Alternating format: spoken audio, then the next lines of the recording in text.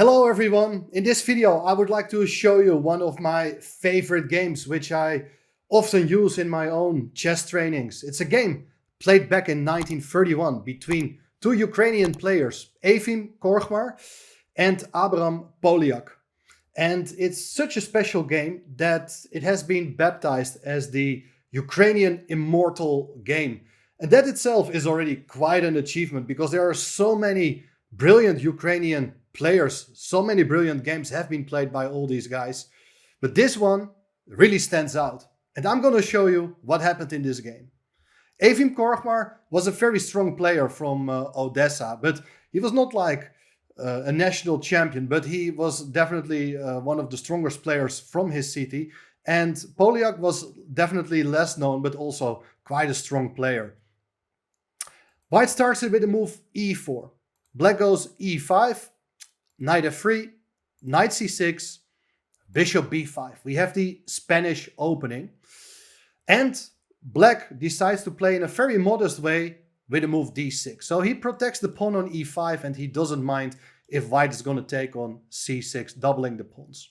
This is called the Steinitz defense. And nowadays, this is considered to be a very solid but slightly passive way of playing. And if people would like to go for the setup with d6, very often they insert the move a6 and after bishop a4, then they go for the move d6, which is actually called the deferred Steinitz variation. But let's not delve too deeply in the opening theory. What I would like to teach you in this game is that just when you're out of book and with using your common sense, you can just build up a very nice and promising game, and from there on you will get a very good chance to deliver a powerful attack. Let's see how Korchmar does that in this game. White has different ways of playing, but here he decides to play the move d4, opening the center and offering the bishop a way to get into the game. Black could decide to take the pawn on d4 when white has a choice between taking with the knight or even take with the queen, because of course, thanks to that move d6, the knight on c6 is pinned and cannot move.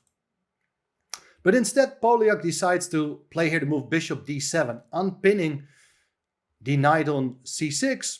And in case white is ever going to take, you can take back with the bishop, and the bishop from c6 will even attack the pawn on e4.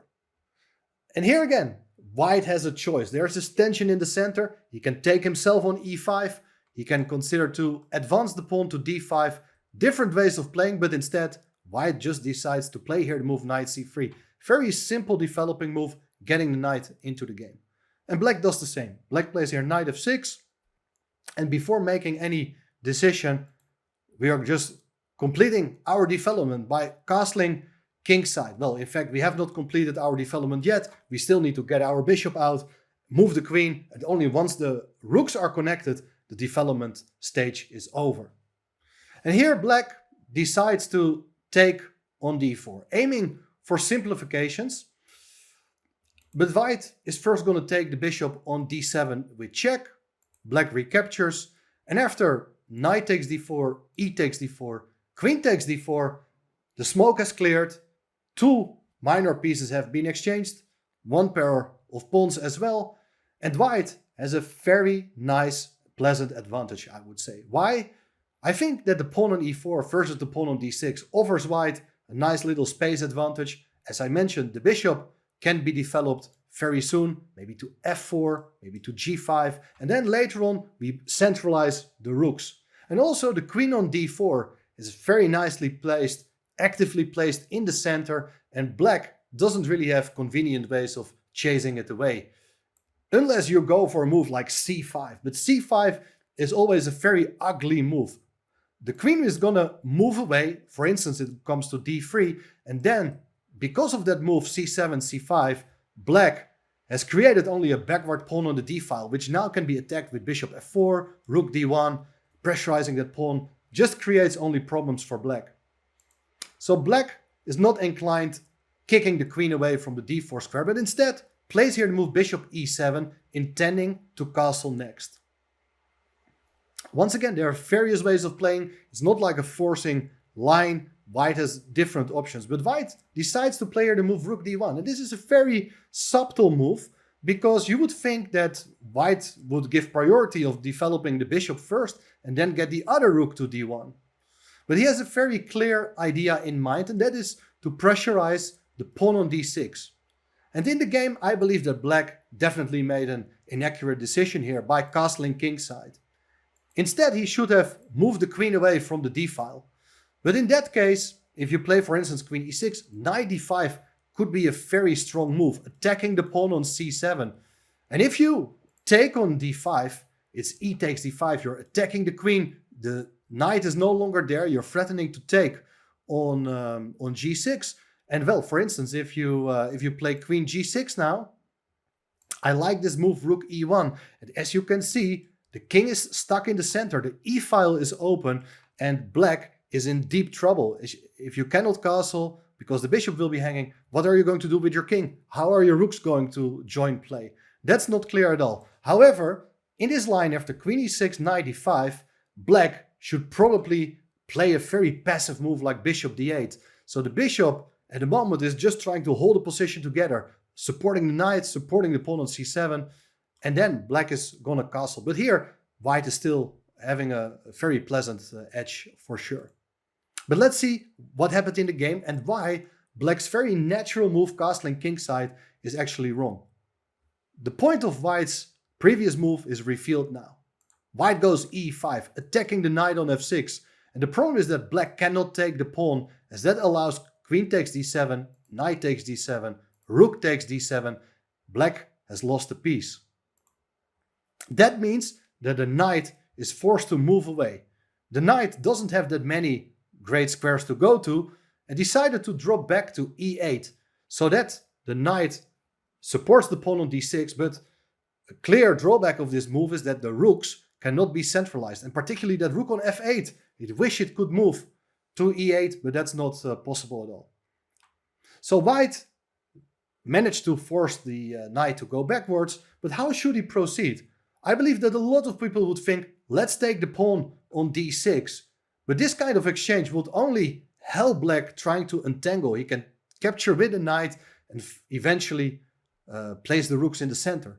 So there is no need to release the tension. Once you have the initiative, rule of thumb, try to maintain the tension. There's no need to release it. White played here the move bishop f4. Excellent move. Adding more pressure to the pawn on d6.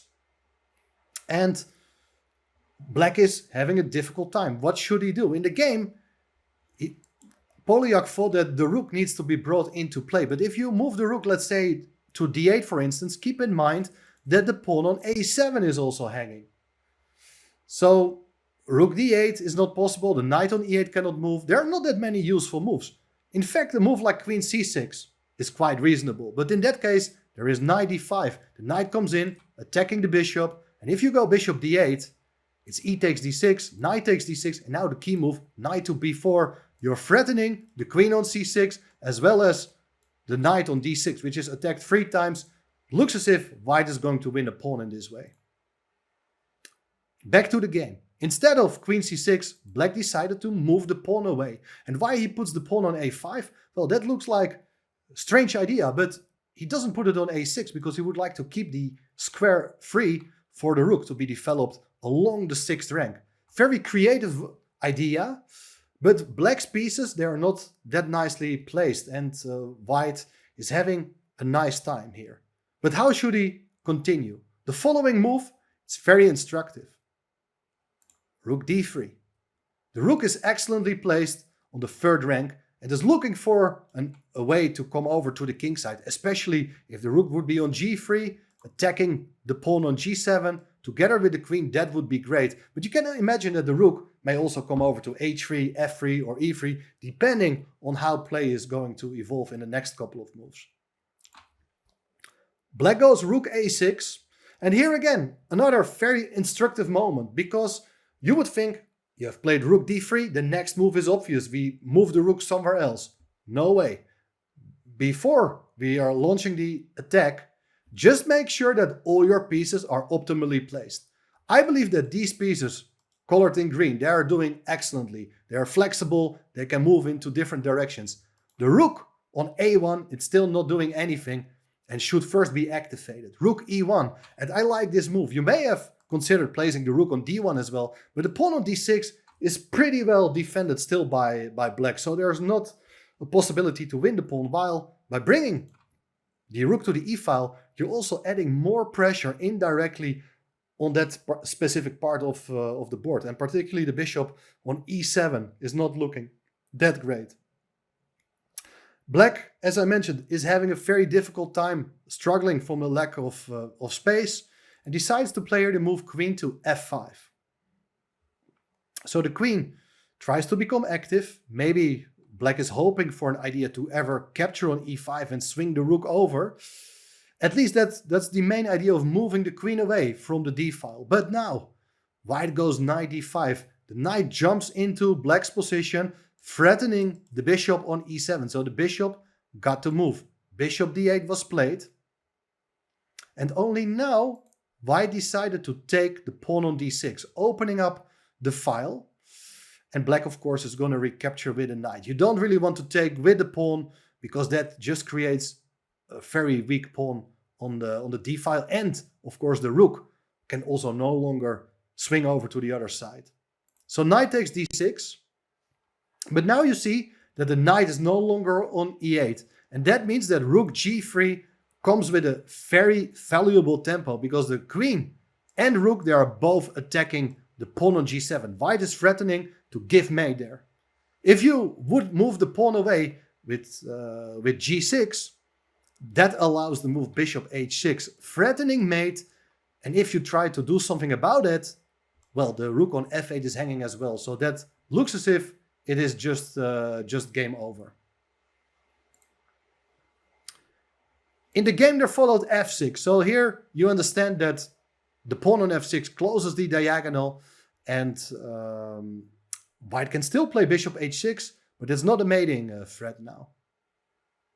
However, the g-pawn is pinned, of course. Cannot take the bishop, and black got to do something. He cannot play g6, as that would drop the rook on f8. Therefore, rook f7 protects the pawn on g7, but by moving the rook away from f8, you understand that the back rank becomes more vulnerable.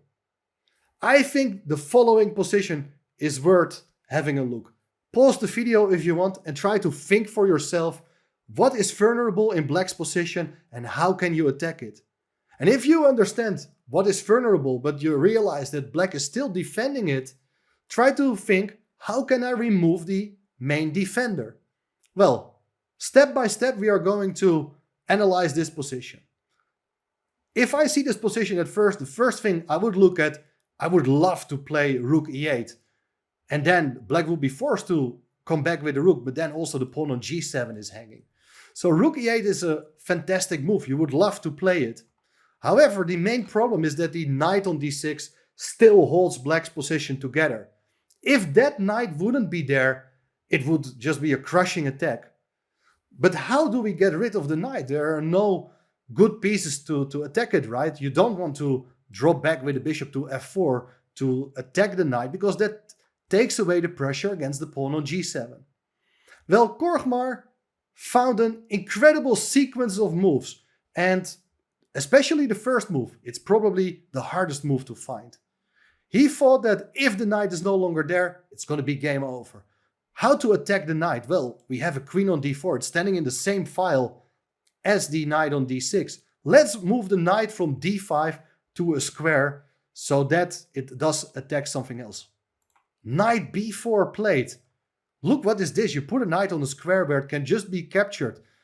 But the idea is that you're threatening the rook. Black has no choice at all. Everything is hanging now. Black is going to capture. A takes b4.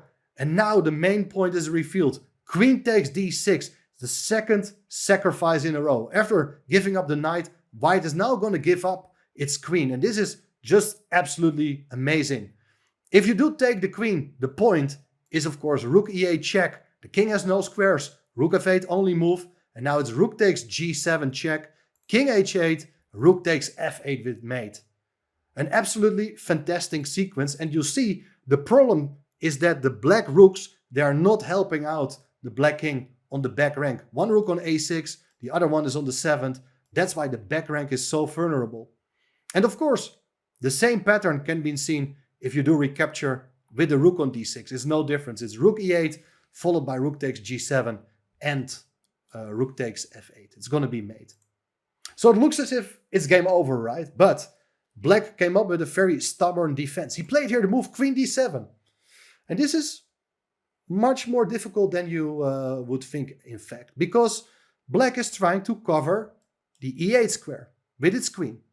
And, of course, the white queen is hanging as well. And, frankly, you don't really want to take on d7.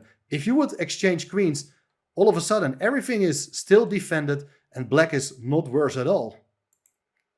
So what should white do? Well, white has a number of options. You would love to take the pawn on b4. That is one possibility, and white is definitely better. No question about it. But let's once again think about what is vulnerable. We also would love to take on g7, but the rook on f7 is now the most important defender. How can we try to eliminate that rook, or at least try to make sure that it cannot move? Well, we can do it by pinning it, because we also know that the queen from d7 cannot move away. Therefore, white played here the third amazing move in a row, queen d5. It's pinning the rook on f7. The queen cannot take on d5, because once again it's rook e8, rook f8, only move, rook takes g7, king h8, rook takes f8, and now after queen g8, you take the queen and it's checkmate once again. So this subtle queen move going backwards is so difficult to find, but it's the key move, because black cannot capture the queen, and secondly, the main threat is to take on g7. So for instance, if you would go rook to d6, it's rook takes g7, game over. You cannot take because of the pin. And other moves also don't work. For instance, if you would play g6, remove the pressure from the pawn on g7, then white has another fantastic idea. The rook on g3 is no longer needed and can switch back to the center. And now you see that rook e8 is coming next. Once again, if you do take the queen, it's rook e8, rook f8, rook takes f8. Beautiful mating pattern of rook and bishop. So there's not much black can do. Black tried here the move king f8, getting out of the pin along the g file. And of course, there are threats like you're intending to take the queen, or maybe you're even considering to take the bishop on h6. So what should white do now? Once again, everything is hanging and you don't want to give up material. But look, there is a brilliant way of breaking through. We have already seen 3 brilliant piece sacrifices in a row. And now the fourth one is happening. White played here the move rook takes g7. Another splendid rook sacrifice. What is the idea? Well, if you do take the rook, then you see that the rook is actually pinned. And it's not a good defender when it's pinned. It allows queen takes d7 with mate to come on the next move. The queen cannot be taken because of the pin. And there's not much else black can do. In the game, they followed queen takes d5. But anyway, if you play anything else, it's rook takes f7 with double check, leading to mate very soon. Everything is just falling apart now. Queen takes d5 on the board. What is the killer blow? Do you see it? Well, it's the move rook g8. It's again double check with the rook and the bishop. There is only one move. It's king takes g8, but now it's rook e8 check, rook f8, and rook takes f8 with checkmate. Fantastic attacking play. And you know, it looks so simple. White played just very natural moves, developed its pieces in the center, and from there on brought his king into safety, was able to put the rooks on the open files, and black was very passive, and step by step white increased the pressure and was able to determine the weaknesses and eventually exploit it with aid of tactical possibilities. But these tactical possibilities, they only appear from healthy, sound positional moves. Did you find this video instructive? Please give it a like, share it amongst your friends, but also don't forget to subscribe to the channel. If you would like to see more videos like this, I really need your help, so any support will be appreciated. Hopefully, I will see you soon again. Bye bye.